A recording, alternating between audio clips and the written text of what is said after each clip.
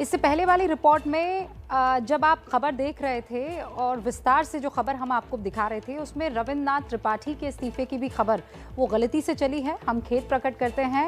रविन्द्रनाथ त्रिपाठी इस वक्त भी बीजेपी के सिपाही हैं और उन्होंने इस बात का ऐलान जगजाहिर करते हुए कर दिया है। स्वामी प्रसाद मौर्य के इस्तीफे के बाद अब यूपी में दल बदल का T20 जो है वो शुरू हो गया है। आज यूपी में पूरे दिन इस्तीफे और दल बदलने का सिलसिला चलता रहा, जिसमें बीजेपी ने अखिलेश और कांग्रेस के किले में सेंध लगाई। अखिलेश ने भी कांग्रेस को चोट पहुंचाई। कांग्रेस विधायक नरेश सैनी ने आज बीजेपी का दामन थामा। मुलायम परिवार के करीबी रिश्तेदार हरिओम यादव समाजवादी पार्टी छोड़कर बीजेपी में चले गए। समाजवादी पार्टी के एक और पूर्व विधायक धर्मपाल सिंह आज बीजेपी का हाथ थामते हुए दिखाई दिए। इसके साथ ही कांग्रेस के दो बड़े चेहरे अखिलेश के खेमे में आ गए। सहारनपुर से कांग्रेस के नेता इमरान मसूद साइकिल पर सवार हो गए। कांग्रेस के विधायक मसूद अख्तर ने भी समाजवादी पार्टी का दामन थाम लिया है। पहले कांग्रेस के साथ थे।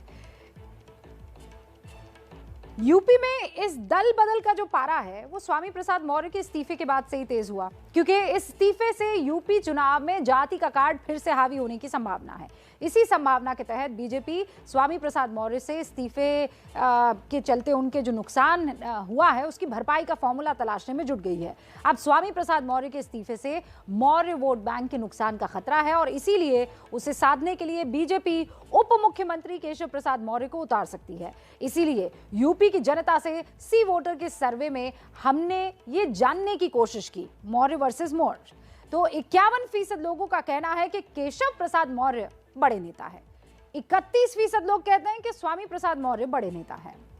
और ये डिफरेंस साफ तौर पर दिखा।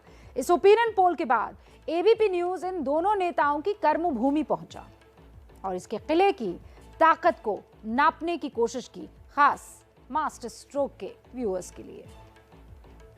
हर निर्णय मेरा चौंकाने वाला होता है, प्रदेश हित में होता है, सरकार बनाने और बिगाड़ने में अहम भूमिका निभाता है और यह भी मेरा फैसला भारतीय जनता पार्टी की सरकार की ताबूत में अंतिम कील होगा।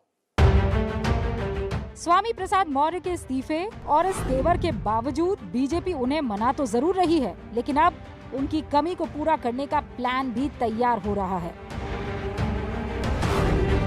दरअसल स्वामी प्रसाद मौर्य के जाने से मौर्य वोट बैंक में सेंध का खतरा है, जो यूपी की 105 सीटों को प्रभावित करता है।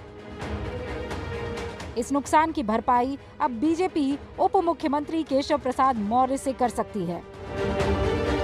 अगर ऐसा हुआ तो यूपी में अब मौर्य बनाम मौर्य की जंग का एक और मोर्चा खुलने जा रहा है।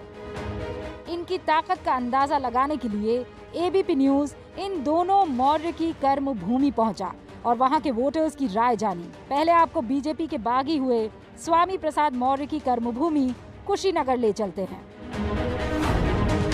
कुशीनगर की पडरौना विधानसभा सीट स्वामी प्रसाद मौर्य की कर्मभूमि है। यहाँ से वो 3 बार विधायक चुने गए हैं और अभी भी वो यहीं से विधायक हैं। यहाँ वोटर पार्टी से ऊपर मौर्य को अपना नेता मानता दिखा।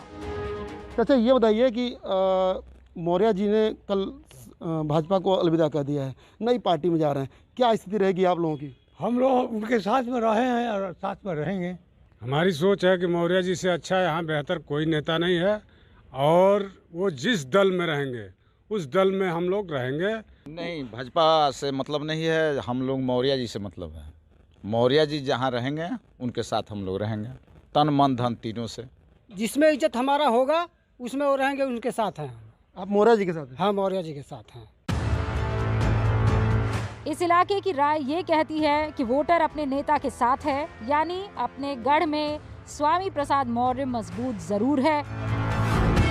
कुशीनगर के बाद अब चलते हैं कौशाम्बी।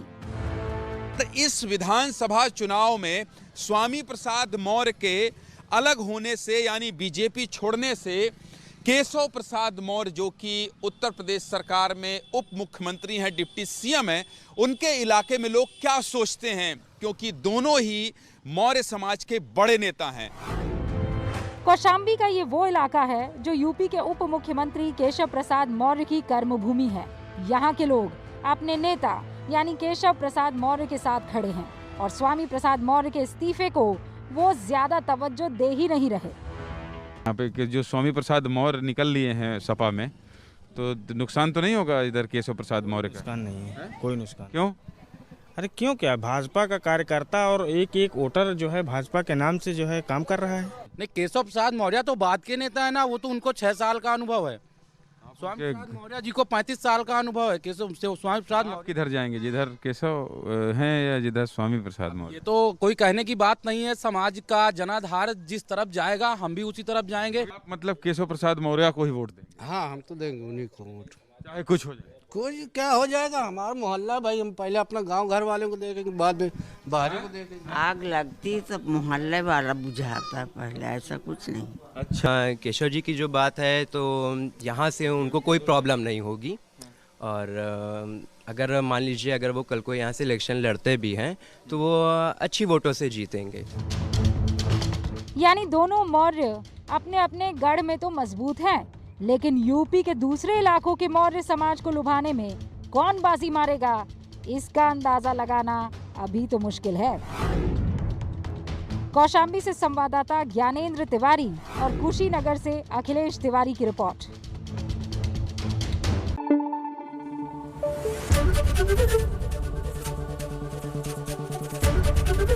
एबीपी न्यूज आपको रखे आगे।